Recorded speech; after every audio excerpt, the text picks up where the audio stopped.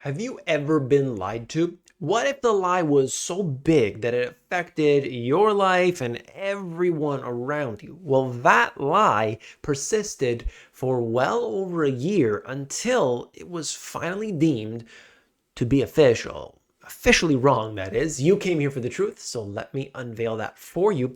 We're going to start talking today about transitory inflation. You remember that? Right here, you can see it. Jerome Powell ditches the transitory tag, paves the way for a rate hike. You remember that? Yes.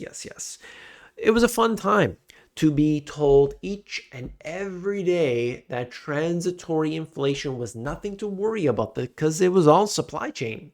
But here we are, moving into 2024, and people are more burdened today than they were the year before, and the year before. That means inflation has gotten worse. Where is the inflation? Well, it's only 3%. Wow. It must be going away, because if the goal is 2%, we're almost there. And yet everything that we are looking at is much more expensive than it was last year and the year before and so on. So we know that that isn't the case. And of course, transitory inflation was talked about not just by Jerome Powell. We could point the finger at Jerome Powell, but it was basically everybody. 99% of people were saying that.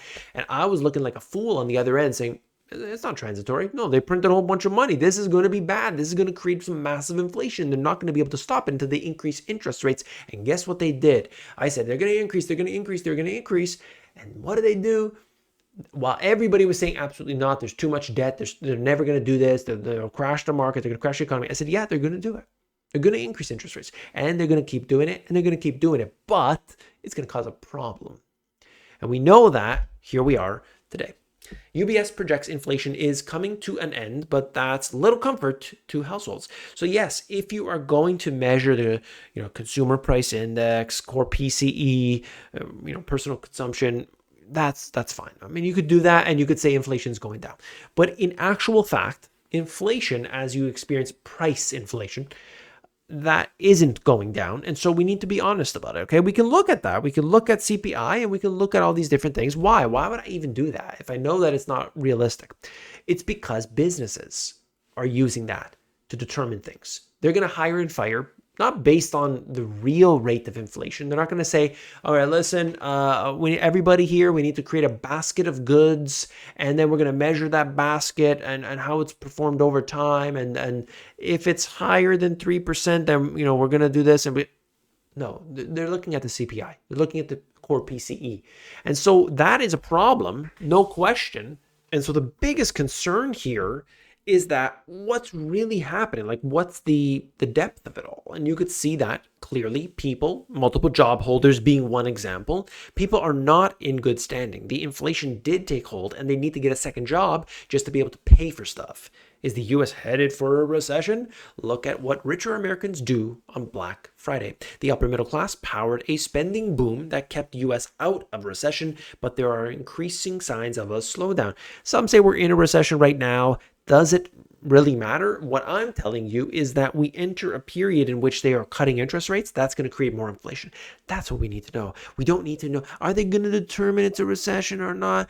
The fact remains is that if we go slow from here on in, the soft landing, they're going to cut interest rates, and that is scary.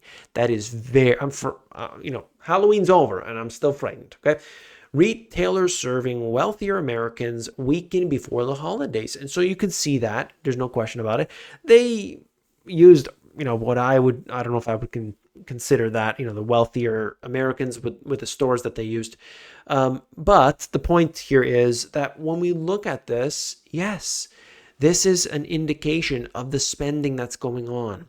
Visits to higher end malls fall after the recovery. Okay, so people were spending free money, easy money. Oh, you increase interest rates? Uh-oh. Credit cards are more expensive.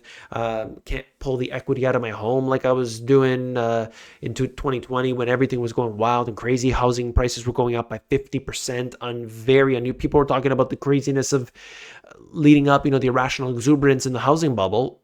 But house prices in some cases were going up faster in 2020, 2021 than they were during that period. So what's crazy, right? Brands catering to the upper middle class are struggling, like Nike. I don't think that it is an upper middle class product, but anyway, this is just showing us, yes, there are certainly year over year sales. Why? Because people don't need it, and if they don't need it, they're not buying it, and that's what's going on. U.S. retailers brace for a tough holiday season despite discounts, so they're offering this. They're trying to liquidate. They can't even get rid of it in many cases, and so you might see extra discounts. Maybe Black Friday is actually reasonable. In some cases, they're just bringing the price up. We see this on Amazon all the time. E-commerce sellers know about this. Many of the sellers, they spend, this is ridiculous. I don't do this personally. They spend a period of time, like a month, to slowly increase their price up, and then they could look like they have the 50% off sale. That's garbage. That is just, it's a very disingenuous when they do this. Don't do that. Okay, if you're going to become an e-commerce seller, if you're part of the Sunday group that we have, the Sunday Live business group that we do, what I call the mentorship group, we don't do that, okay? That's not a thing that we would do. But when it comes to the people out there, this is what they do, the businesses out there, and my goodness, it's terrible. But anyway, that's the case. Look at what's happening here with used vehicles. The bubble is over, but you could say, oh, look, it's a bear market. It should have never have been in this area ever. So yeah, it comes off the top 20%. It can come off the top 50%. And the price is still too high. It's just like real estate. The bubble, yeah, we come off 10% in a lot of cases, actually. But the froth, you get rid of the froth and things look a lot different. Look, if you want to know the truth, you've got to join me. And I've got so much information for you. I've got so much free stuff for you, even Compass.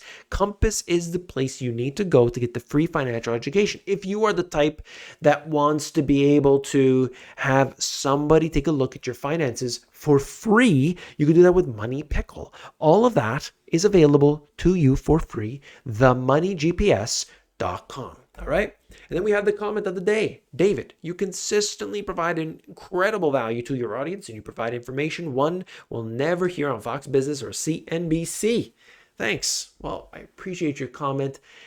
And that's the truth. Why? It's because I'm willing to accept the truth. You can't handle the truth, they said.